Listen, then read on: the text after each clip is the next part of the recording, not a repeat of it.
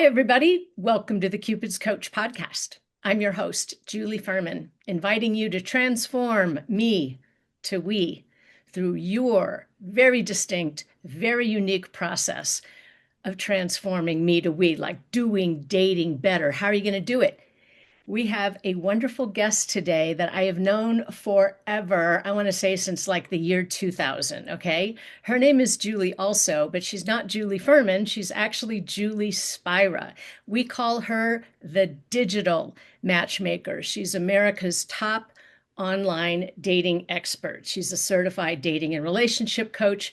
We're talking 4 decades of digital innovation and media experience, all focused on the world of connection and communication, specifically within the world of dating. So you may have heard of her company. It's called Cyber Dating Expert. From the days when we actually called it cyber dating, remember? She's kept it because it's just evolved. So she helps singles and professionals and brands create meaningful connections through storytelling, digital communication, and relationship strategy. Believe it or not, this lady has been on 2,500 news shows. We're talking ABC, BBC, CNN, Fox, NBC, NPR, New York Times, Wall Street Journal, Cosmo, Elle. You just go on, and then Access, Hollywood, CNN, Good Morning America, The Today Show.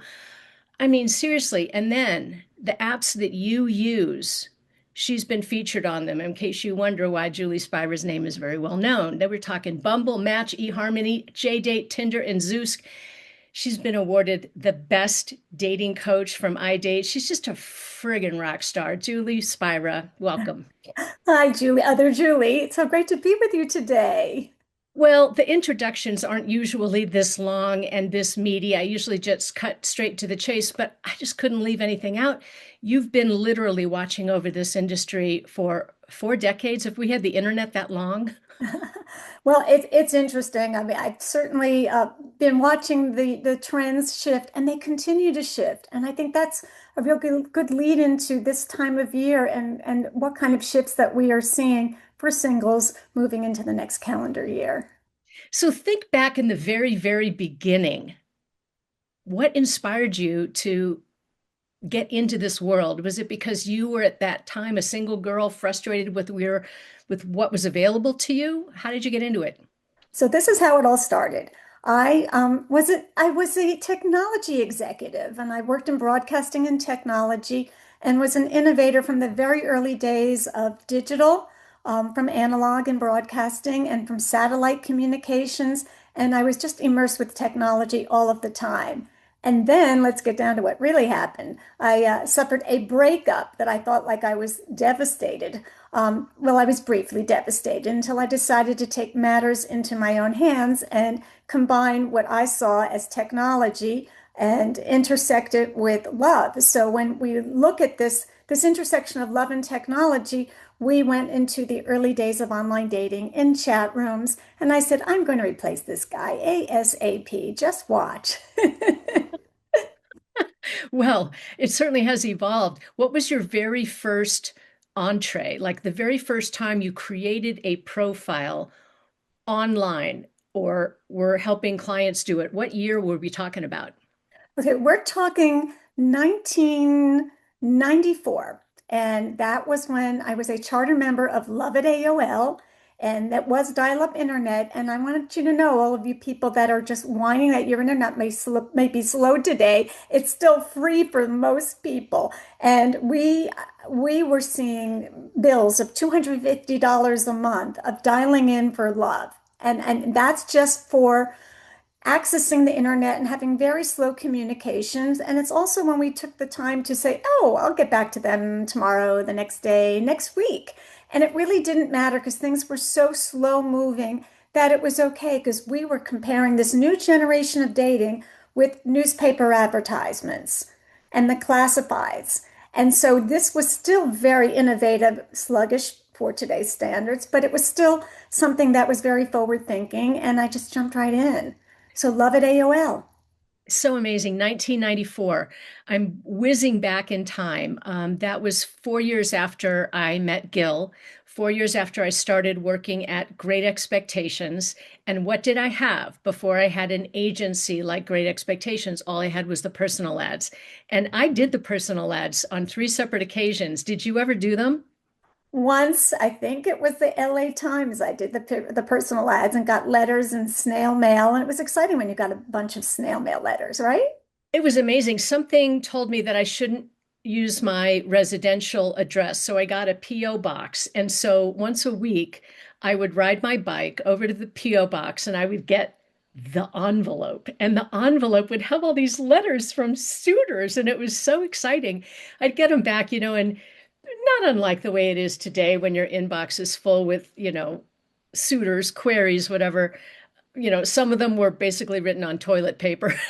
Some of them, the spelling was so bad. The photos were just hysterical, but there were some good ones in there. I'm remembering one that was a 3-page letter, beautifully handwritten, so eloquent, so well educated. I was so impressed. He wouldn't tell me what he did for work.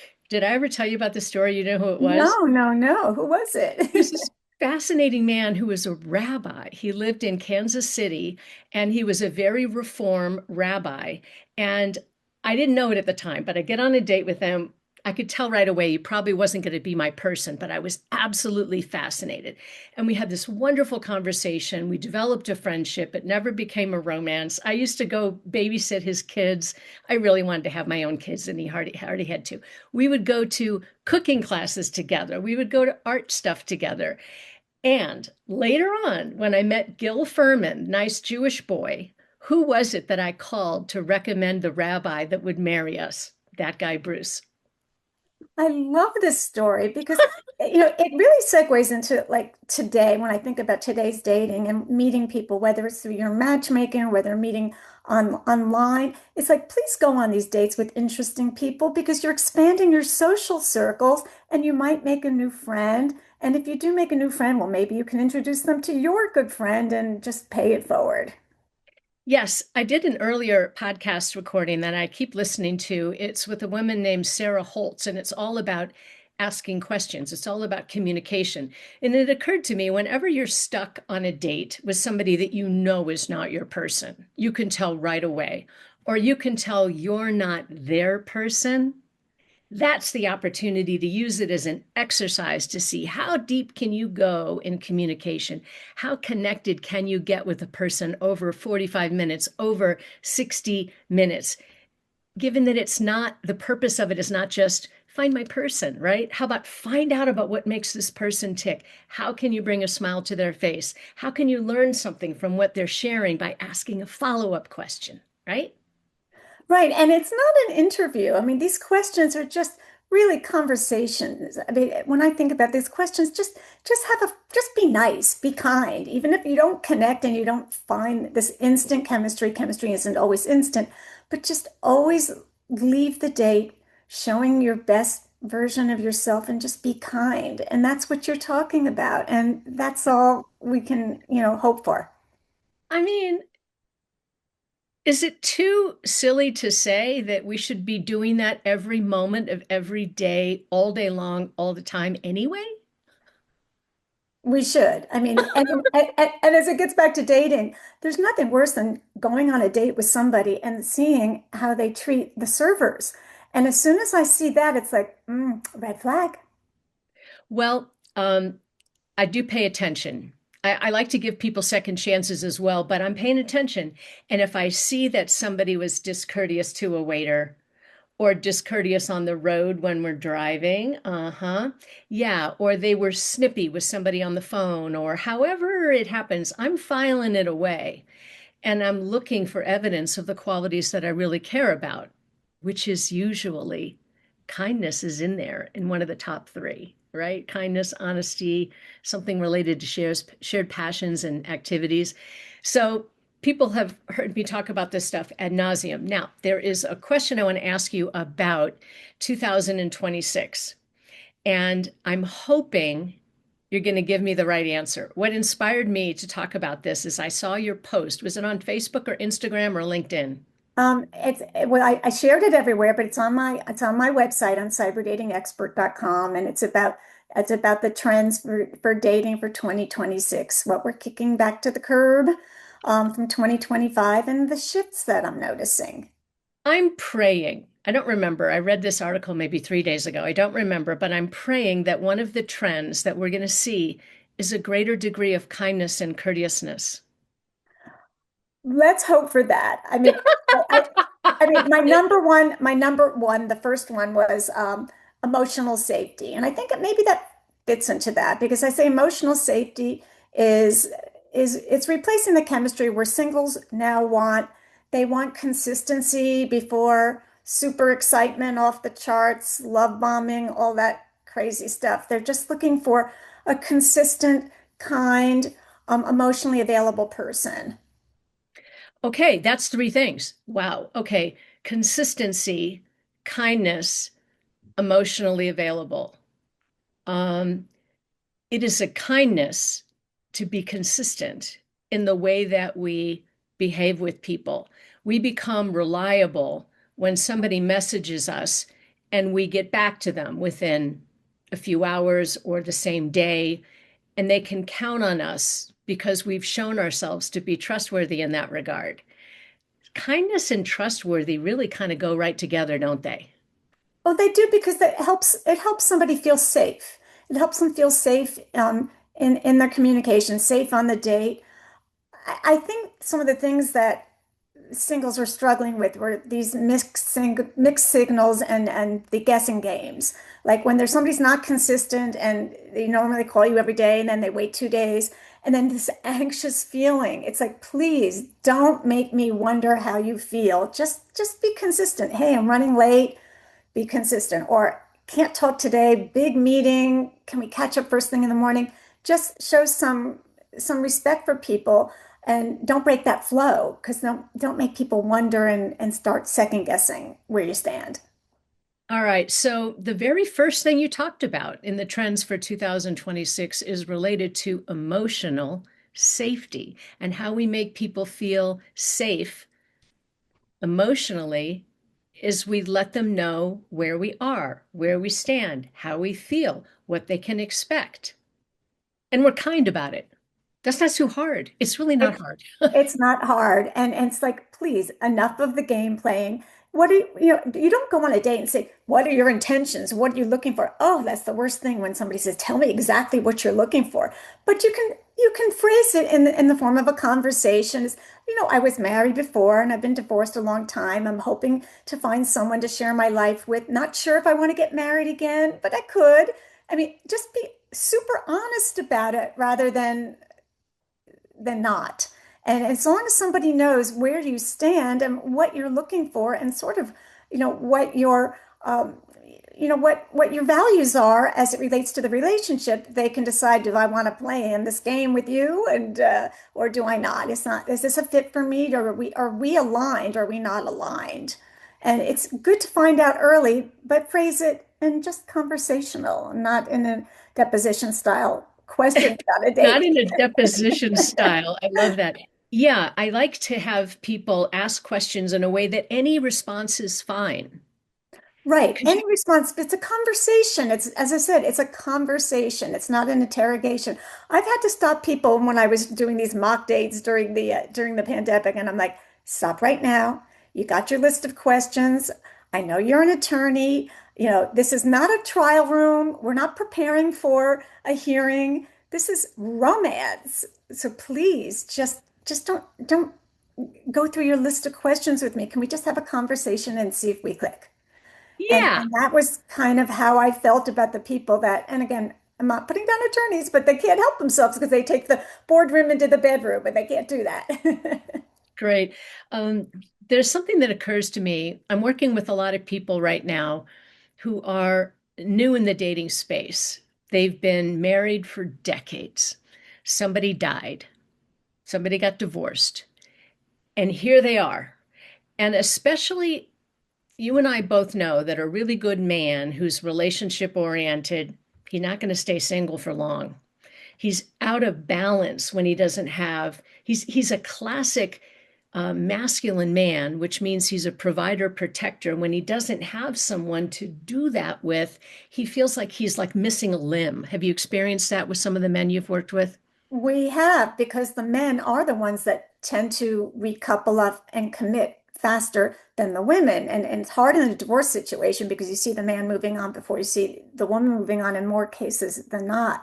But especially when someone is widowed and they've had a happy marriage, they want that again, and it just looks different. And this brings up like two different trends that I talked about. One was the gray divorce, and I want to get into that in a little bit. And the other is the permission for the widowed partner, when it's time to move on, to not feel that there's all this family pressure and that they can start over again, not replacing what they have and not showing the respect for the 30, 40, 50 years that they've shared with someone, but what a new relationship and companionship looks like in today's world.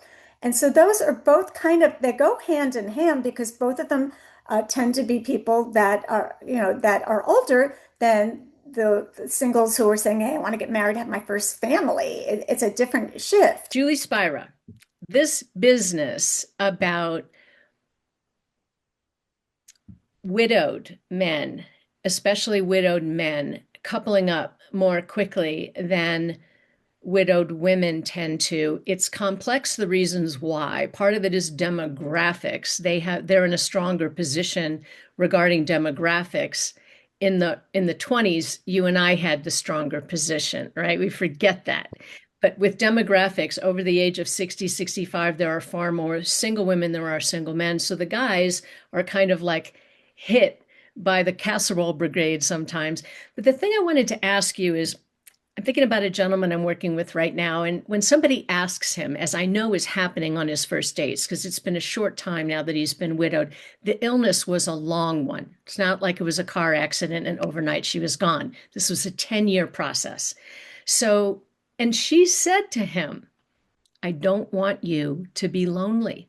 I want you to go out there and find somebody that you can get along with, and I'll be watching you and I'll be cheering you on. She wants him to find a beautiful relationship. So it occurs to me that when somebody asks him, what are your intentions for dating? He might want to have two things like, well, initially, I'm recovering from being widowed. It's a big process. I lost my partner of so many years. I'm getting used to this new time in life, and I'm preparing for the next chapter, which I have a feeling will be the last great love of my life. I do believe it's going to happen. But I'm thinking if he sort of lets her know that, okay, for the first few months, he's probably not going to jump right into a relationship, getting his feet wet, trying on some hats, making some new friendships, building a social circle, that's probably a healthy way to start. And let her know that down the road, could be 3 months, could be 6 months, whenever the timing is right, he will be ready to partner up, but it might not happen until then. But the reason I'm hesitating is because he's still asking me for right now. It's just that I know it's going to take time. It does take time, but everybody's time is different. I mean, I can give an example just for people watching this, that we have a neighbor here whose wife, she passed away after having cancer, and it was really a tough thing. And I live in a seasonal community, and they went up to Canada and for the summer, and she was quite ill, and he came back in the fall for the new season with a wife. Okay. So some people are aghast, and it's like these recently widowed men, they can date and connect without guilt. And where do they find people? Sometimes they find them at the memorial service of their spouse, and it could be someone that they knew from years ago, from school or from the neighborhood, who might have lost their spouse as well. That's the one I see the most common. You see two people connect over a memorial, and and they go and they pay a shiva call, whatever, and they suddenly say, let's get together for lunch. And then they couple up very quickly because there's a history there and there's a shared experience there. That's where I see it happening the quickest right now. Do you see the same? Yes, I have seen that. And I've also seen an awful lot of people reconnecting with people from decades earlier through Facebook. It's really Facebook. The older people tend to be more using Facebook, I'd say, than Instagram or, some of these others. But I see that a lot where they find somebody that they went to high school with 50 years ago. I know. And high school reunions, that's another one. People are connecting at high school reunions with a boyfriend or a girlfriend from, decades earlier. And when they find themselves single, it's a very comfortable way to start a relationship at this point in their life. Yep. Now, what do you say when a woman will say, there's certain things that women say that I think really, really, really hurt the dating space. And one of them is, oh, he hasn't been widowed for 2 years. That's a red flag. Don't date him for 2 years. What do you say to that, Oh my lady? God, he's going to be long married in 2 years. He's going to be married in a year. It might be 6 months. So the bottom line is people that love companionship and had happy marriages are going to find another companion. It's not going to be the same flavor as the one before, the same color crayon in the Crayola crayon box, but it's going to be somebody that brings something to the table for where they are at this point in their lives. It could be 50s, it could be 60s, it could be 70s and beyond. My grandfather got me married at 87. He was introduced by the mailman. So I'm saying like keep all of your options open, whether it's online, offline, the delivery man, the Amazon delivery person. They know who's been widowed and who's single in the neighborhood. And if they like you, well, they just might say, there's somebody new that just moved in around the corner. Maybe you should show up with or without a casserole. What a beautiful thing. I'm going to add this to week 3 of my boot camp. Make sure you know your FedEx driver, your Instacart person, know all the people who know where you live, the post office guy, the mail delivery, because the exact thing that you said, Julie, they do know you and they know who lives 5 doors down, who's been crying for 3 months because her husband died, right? They know.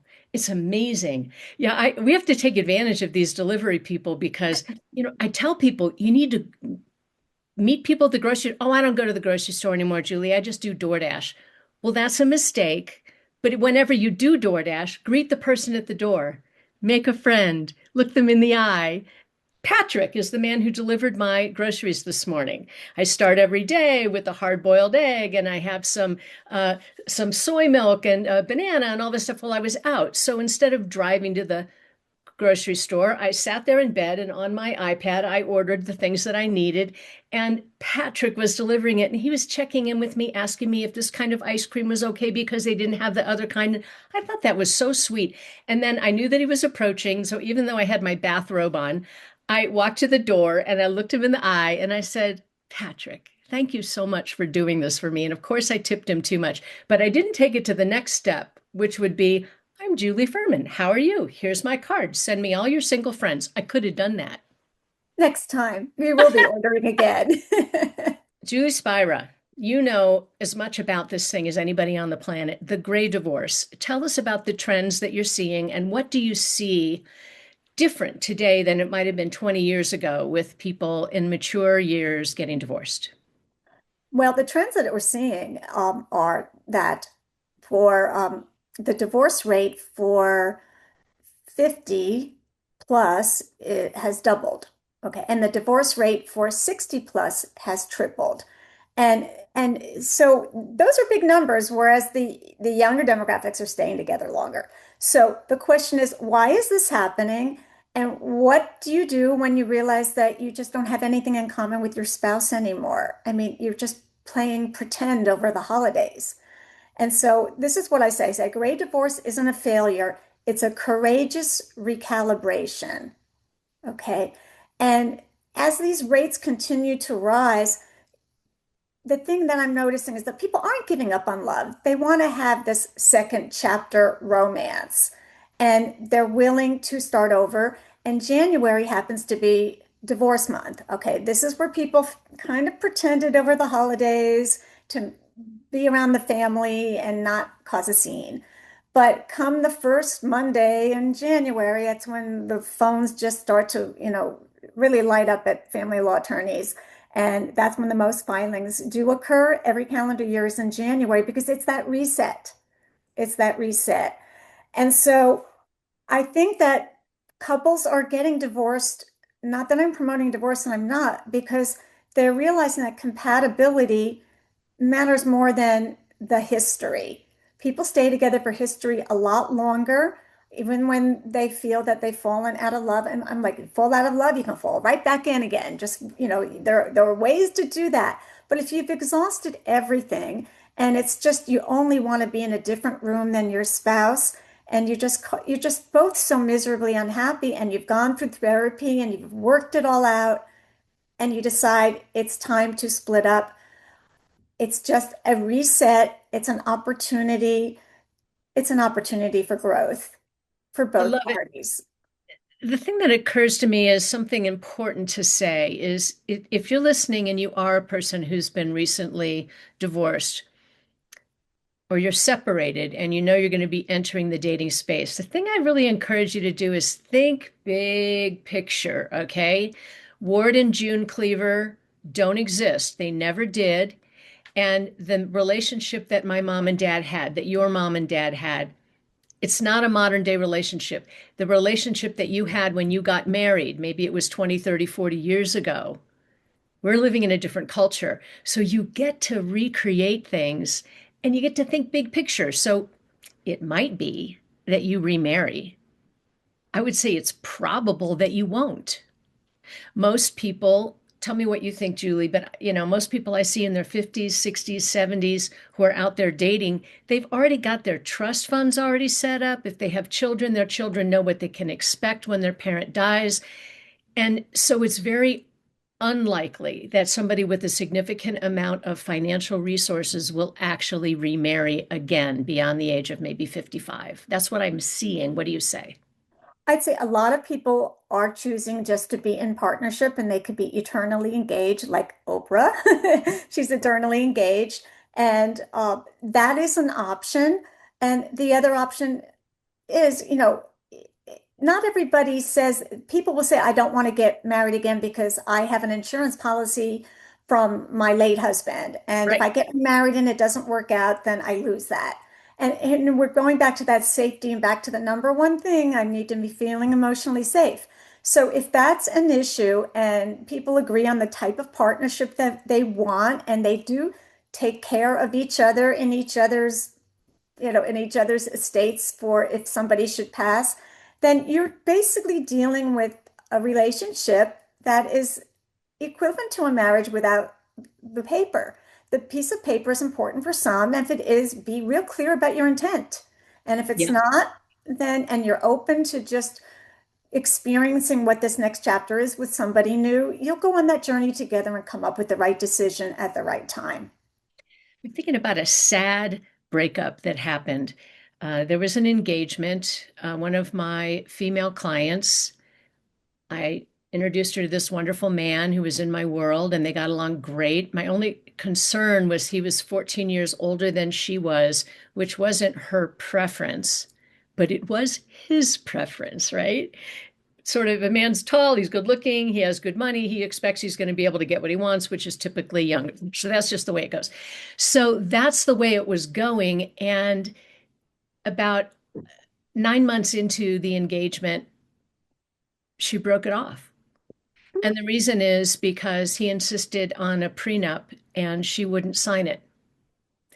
And I've thought so many times over the years, this was 15 years ago. They're both still single right now. And she had not been married before. And I think she still had idea in her mind that she was going to marry a guy. She was going to end up in a very secure position financially. It's behind the scenes. It's under the scenes. We're not really saying it out loud. I want to be with a successful man so that I'll be safe financially for the rest of my life. We can't say that out loud, but that's what's under the surface, isn't it? It is, and life has no guarantees. Somebody that could make you feel that you're financially, secure because of their assets, and then they invest poorly somewhere, and suddenly they lose everything. I mean, look at the Madoff thing. You have to be with a person that you can love for the good times and the bad, for the up times and the down, and you have to say, will I still love this person if they lose everything and we have to find a way to rebuild together? And I know that may sound Pollyanna, and there are people that can say yes, and there are people that can say no. I love that question. And the other part of that question is, do I love this person enough that let's just say, when we have serious health issues, I'm in to help. I hate when I hear a woman say, you know what I'm going to say? I don't want to be a nurse or a purse. Ladies, if you have ever said that, stop it. It's not cute. It's not funny. The first time I ever heard it was Feisty Frida Furman. Okay. This is my mother-in-law. Did you ever meet her, Julie?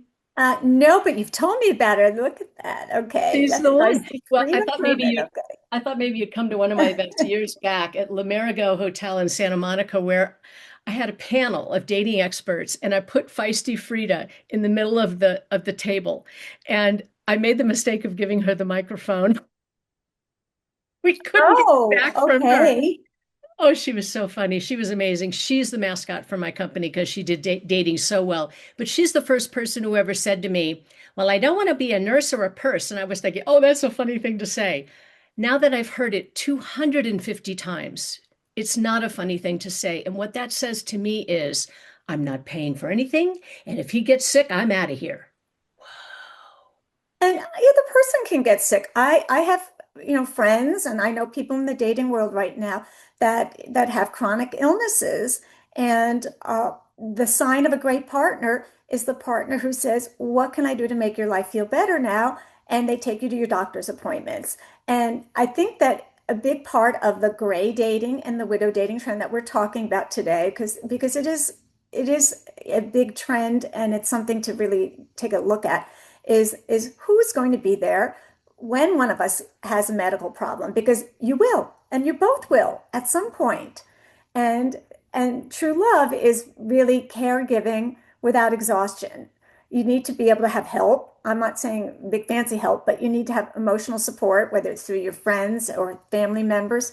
But a sign of a relationship that will stand the test of time is one that shows up when someone gets ill.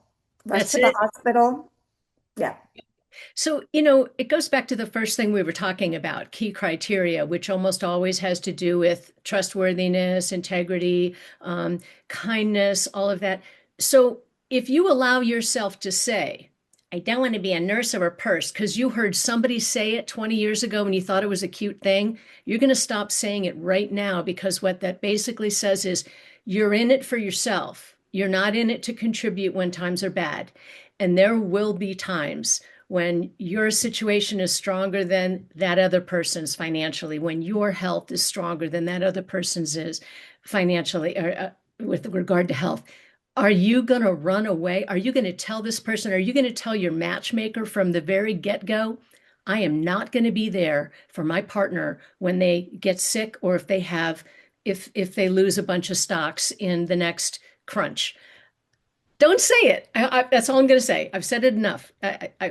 And anybody who says it, I'm going to share this podcast recording. I think the people who are saying it the most are the people who have gone through taking care of someone, and it is exhausting and it does burn you out, but it also shows your character.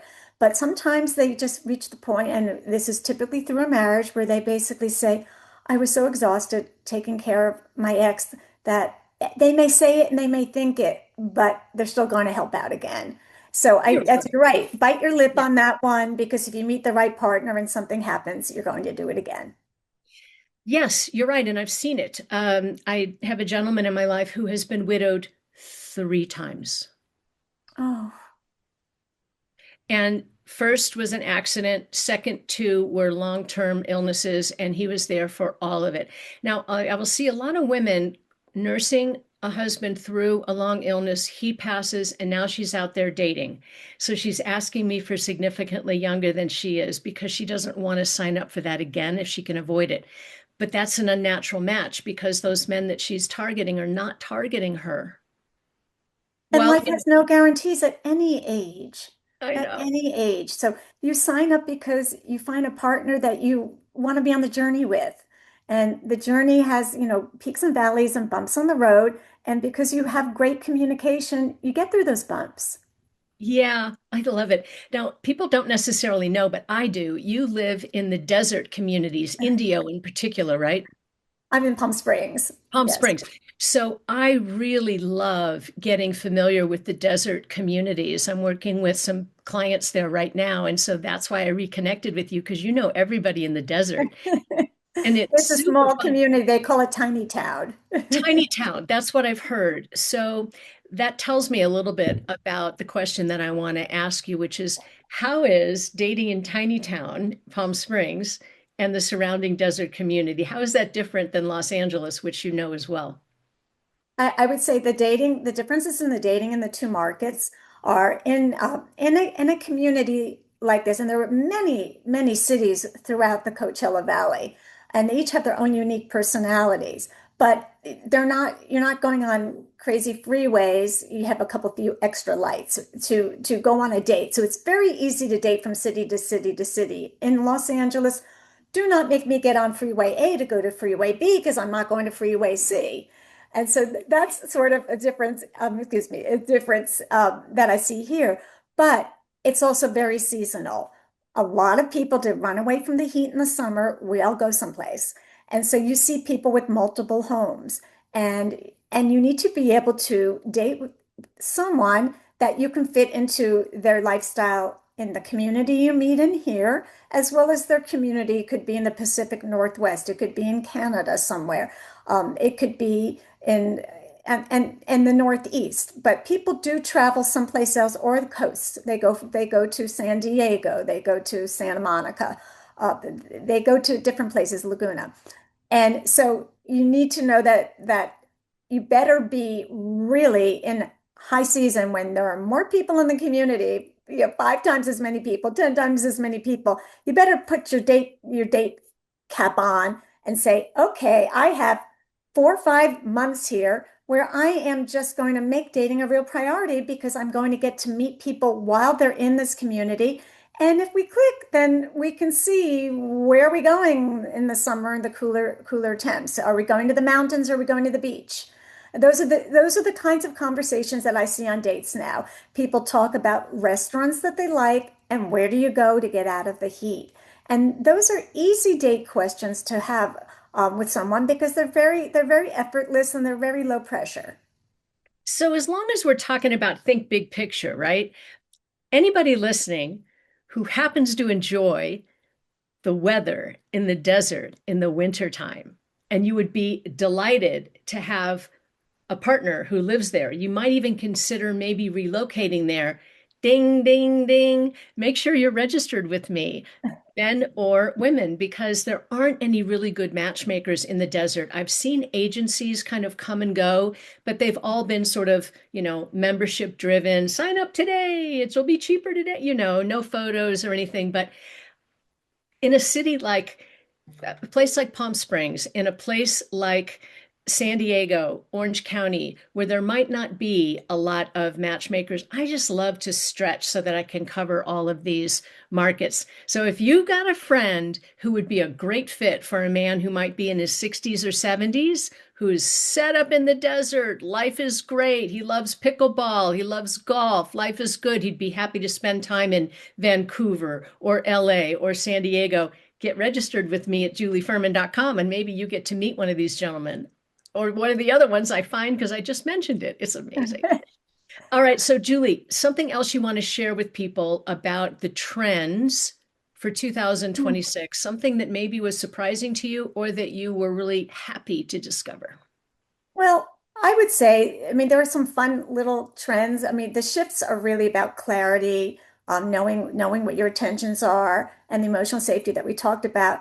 A couple of other trends. One is AI. We can't discount AI. Okay, so AI, it's a warm up. Yes, somebody says that I'd like to have an AI boyfriend, AI girlfriend. No, that doesn't replace physical chemistry. You can use it for prep if you're stumped for something to say on a date, or you're stumped for what to write in your dating profile or your first message. And so use it as a tool, but not as the end all. Another trend that I'm seeing, and the Wall Street Journal just did an article about parents that were taking over their child's dating profile, and I found that to be really interesting. It went viral, and so I talk about dating by committee is over, and last year's trend was let's crowdsource my dating life. Let's go on Instagram or on Reddit, and I'm going to show the profile of somebody and what he said to me. And community, tell me what you think I should do. I mean, I know it's ridiculous, but it has been a trend the last few years. I see that trend going by the wayside. I'm very happy to say that that trend was going by the wayside. And the big grand gestures, the love bombing, the like instant chemistry, that like I'm calling you 30 times a day, you're it, that this whole instant chemistry is also something that is going to be shifting into, again, taking more time, seeing if you're compatible. And again, that consistency is really key. So those are some of the trends that are going away and what they're being replaced with. I find it to be very refreshing, don't you? Yes, I do. As a matter of fact, I was just thinking that the overarching trend is dating is becoming more of a grown-up process, more clarity, less mystery and game playing. Forget all the rules, folks. Be kind, be courteous, treat people the way you would hope they would treat you, and look for surprises and build your social network all along the way. And keep your pants on until you know what the heck is going on with this person and what they're interested in. How about Yes, yes. that? Because I think one of the other things that I talk about is how would I feel with this person on a Monday? Okay, think about that because you have the Saturday night date and maybe it turns into Sunday morning, but Monday, like, do I still feel excited about this person? And how are they going to treat me on a Monday? Are they still going to be excited about connecting with me throughout the week and into the following weekend? And if they're disappearing on a Monday, just slam the door shut. Yeah, it's you can always turn a friend into a romance. You can always take that next step, but you can't take it back. So when in doubt, short, sweet dates, keep your pants on. If you are a passionate person who enjoys having a drink or maybe a second drink, have daytime dates, okay? Don't allow yourself to slip right into the bedroom and then wonder why you didn't get a call on Monday morning. This is just instinct. We're driven to fall in love with each other. We're driven by hormones to want to get touchy-feely with each other. It's just part of being human, but we have to outsmart Cupid, don't we? We do. Julie Spira, you are a delight, and I'm so glad you're still doing this work after all these years. You and Mark Brooks are the two people that I look to every year to tell me what are the trends, what's happening in our world. Thank you for doing this work for so long. Well, thank you. It's been such a pleasure being a guest on the podcast. Can't wait to watch. Yeah, absolutely. So, ladies and gentlemen, take this stuff to heart and you go out there and transform me to we for yourself.